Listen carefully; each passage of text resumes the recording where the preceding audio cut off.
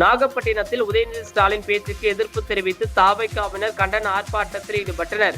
அவ்வூரி திடலில் நடைபெற்ற ஆர்ப்பாட்டத்தில் உதயநிதி ஸ்டாலினுக்கு எதிராக தாவைக்காவினர் கண்டன முழக்கங்களை எழுப்பினர்.